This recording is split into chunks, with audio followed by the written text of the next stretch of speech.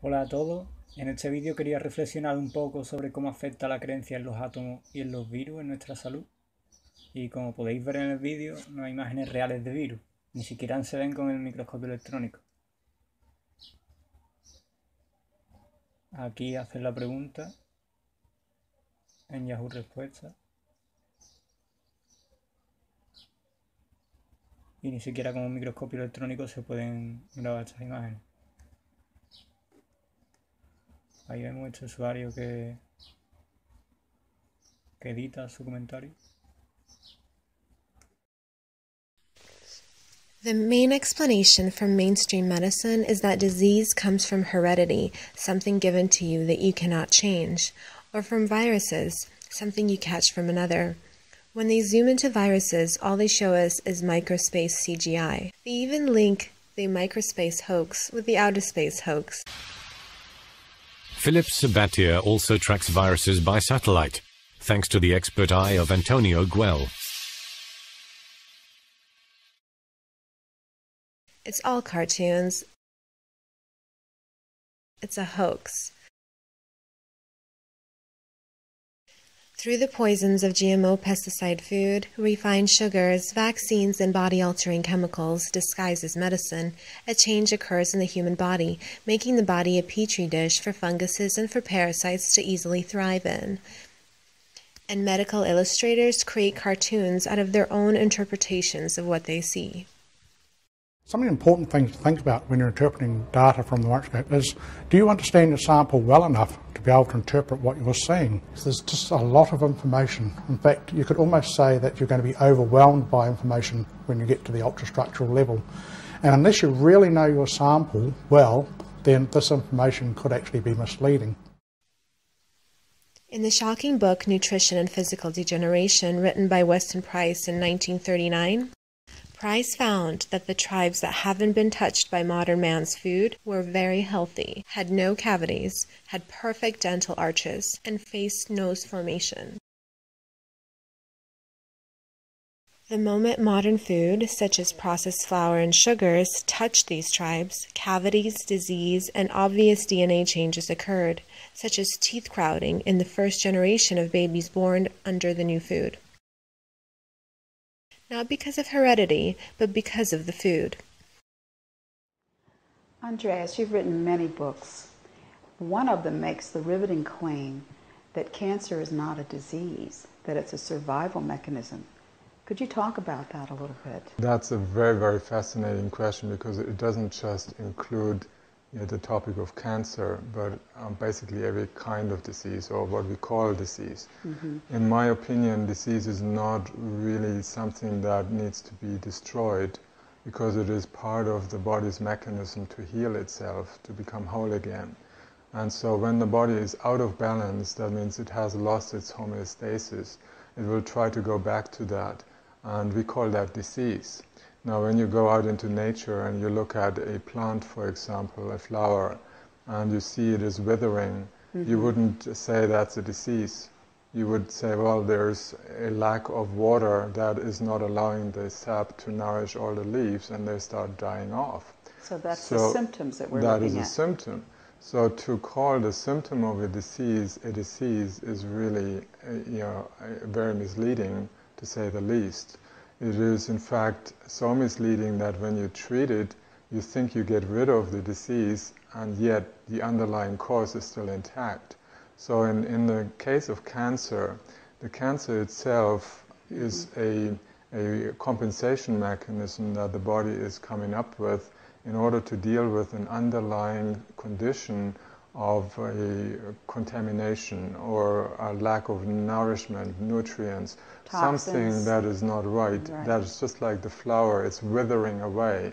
So some parts of the body are dying off, and the body is trying to prevent that from happening. En los Estados Unidos hizo una investigación donde se dio cuenta que el 75% de los norteamericanos habían recurrido a terapias alternativas o complementarias, y que el 60% de estas personas había sido en menos de un año.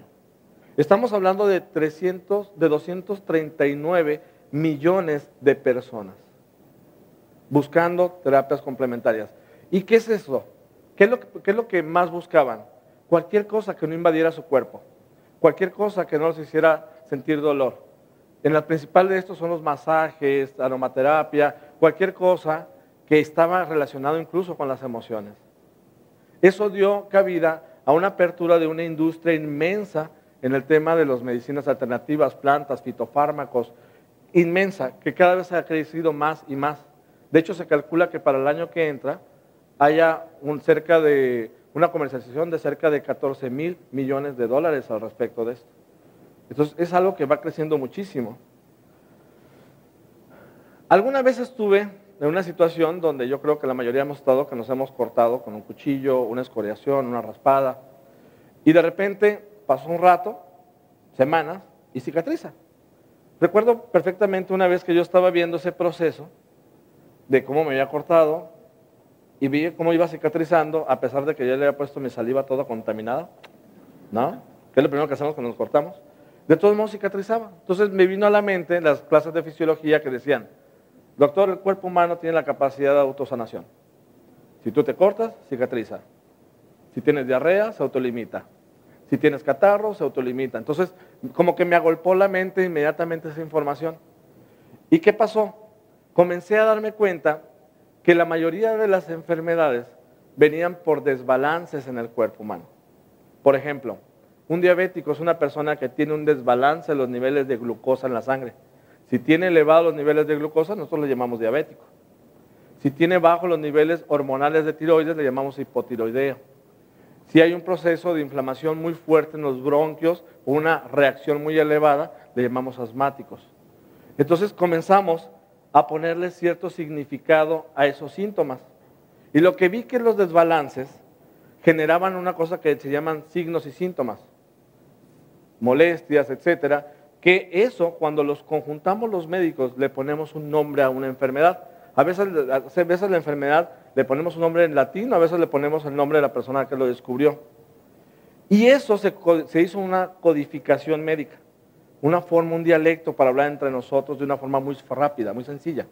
Porque si yo le digo a una persona tiene lupus eritematoso, no tengo que decirle todos los síntomas, automáticamente el médico decodifica todo esto.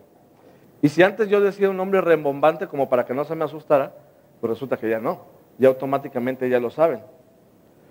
En base a lo que les acabo de explicar, yo dije que las enfermedades no existen. Yo recuerdo cuando estaba en la universidad o en el hospital que veíamos al paciente que no cuadraba con el diagnóstico. No cuadraba, le buscábamos, es que doctor, me decía, doctor, recuerde que usted tiene pacientes, no enfermedades. Usted tiene enfermos, no enfermedades. Entonces, volviendo otra vez, retomando esa información, entonces comencé a recordar que es cierto. A veces tenemos a personas de enfrente de nosotros que tienen muchos síntomas que no cuadran exactamente con una enfermedad. Algo que también me di cuenta es que cuando le poníamos nombre a la enfermedad, las palabras tienen una carga emocional. Por ejemplo, cuando una persona, ¿qué pasaría si yo te dijera ahorita tienes un infarto? Tiene una carga emocional. Sentimos, tienes cáncer, tiene una carga emocional, lo sentimos. ¿Me explico? Porque ligamos la palabra a la emoción. No es lo mismo decir, te estás infartando, a veces eso complicaba más a un paciente en un servicio de urgencias, a decirle, te está faltando oxígeno en tu corazón. Parece que está tapando una pequeña arteria, tenemos que hacer unos procedimientos porque es una urgencia. Entonces, yo veía que interpretaban diferente. Al final de cuentas es lo mismo. Y también lo que he visto es que las personas que tienen inmensamente miedo o dolor pueden terminar desarrollando una enfermedad. Háblame de lo que tú llamas las enfermedades imaginarias. Enfermedades imaginarias es un tema que da mucho de sí. En 5 minutos. Sí, un minuto. Nos asustan como a los niños con el lobo o con el hombre del saco. El negocio de la medicina puede ampliarse indefinidamente, pero las enfermedades son pocas, los enfermos son muchos. Como las enfermedades no son suficientes para el negocio, pues hay que ampliarlo y entonces se inventan enfermedades. Por ejemplo, para que usted me entienda, la escoliosis de los niños, esa espalda torcida, en la mayor parte de los casos no tiene ninguna importancia. Y está demostrado que buscarlas en las escuelas y verle la espalda a los niños es perjudicial. Y es una enfermedad inventada que se llama escuoliosis, de enfermedad que tienen los niños que van a la escuela y se lo miran. Hay algunas escoliosis que son graves, ¿eh? Yo no lo descarto. Pero todas esas que los terminan yendo y que van al gimnasio, eso no. El colesterol con el que a usted le enloquecen, con el colesterol, coma huevos, usted sea feliz, viva, beba un poco de vino. Y el colesterol es un problema, depende. Creo que has dicho que la prevención no disminuye los costes sanitarios. Por ejemplo, que el cáncer de mama es muchísimo más infrecuente de lo que nos hacen creer a las mujeres, un 3%, el cáncer de cuello de útero un 0,3%, y nos están asustando continuamente con que no nos hacemos los controles. También has dicho que los cribajes son peligrosos para la salud. Explícate un poco. Sí, la prevención en principio es una actividad beneficiosa por la cual usted hoy se somete a alguna actividad que evita en el futuro males mayores. Así visto no tengo nada que decir. El problema es que así visto casi nunca es cierto.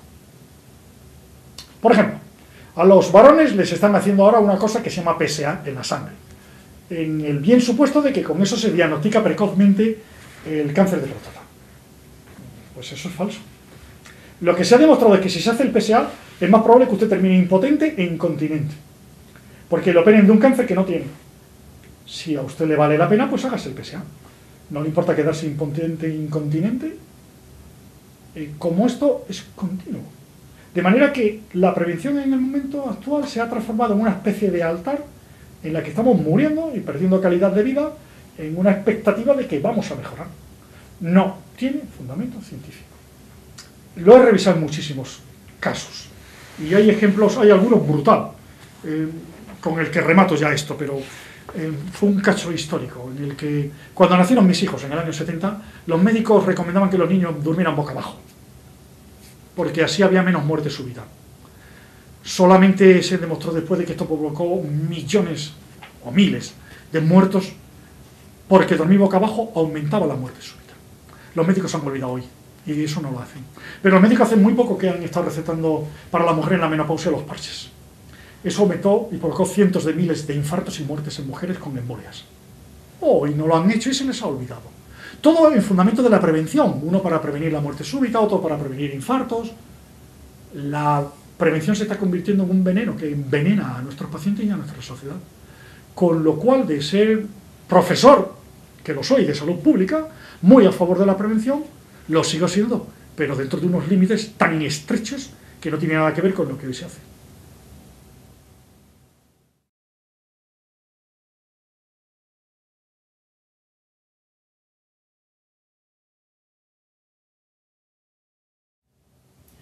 Para terminar, ¿qué significa la frase no hay enfermedades sino enfermos?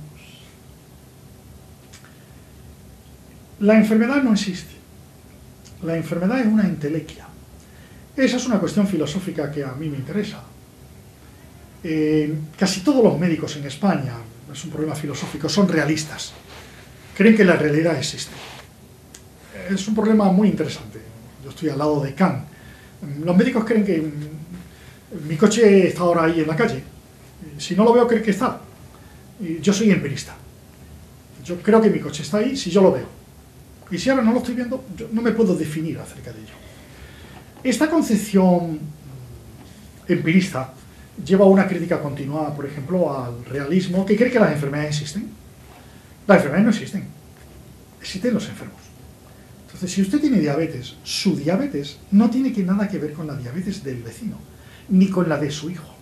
Sus sentimientos personales, su forma de comportarse, su control de la comida, su expectativa ante los comprimidos, su reacción frente a la inyección de insulina, no tiene nada que ver con la del vecino, ni con el paciente que está en la sala de espera. Usted es único, en positivo y en negativo. Y la diabetes es una entelequia que nos permite manejar mejor las situaciones, pero no podemos creer que exista realmente. Indudablemente es más fácil para nosotros creer que hay enfermedades y no enfermos. Y eso, torcer el cuello y no mirarle a los ojos ni darle la mano. Pero usted finalmente es una persona, tiene una dignidad y tiene unas vivencias y unas expectativas y unas creencias y unos miedos y unos temores y cosas que para usted mismo le es difícil de explicar, pero que yo como profesional tengo que entenderlas, preverlas y permitirle que en algún momento pueda hablar de ello. De manera que usted no sea el paciente diabético 25, sino usted sea Antonia o sea Fernando, con su edad, su sexo, su profesión, sus preocupaciones, sus miedos, sus conocimientos, sus expectativas. Y eso hace a la medicina humana. El creer que existen las enfermedades es, primero, científica y filosóficamente absurdo. Y segundo, médicamente inhumano. Creo firmemente que no hay enfermedades sin enfermos. Y ni siquiera con un microscopio electrónico se pueden grabar estas imágenes. Ahí vemos este usuario que edita su comentario.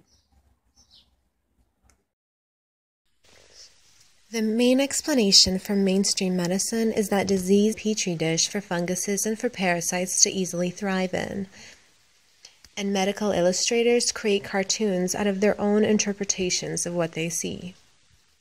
Some of the important things to think about when you're interpreting data from the microscope is, do you understand your sample well enough to be able to interpret what you're seeing? There's just a lot of information. In fact, you could almost say that... Hola a todos. En este vídeo quería reflexionar un poco sobre cómo afecta la creencia en los átomos y en los virus en nuestra salud.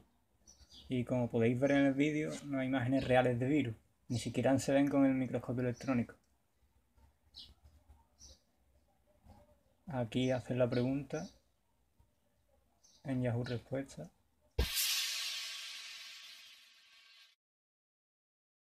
It's all cartoons. It's a hoax.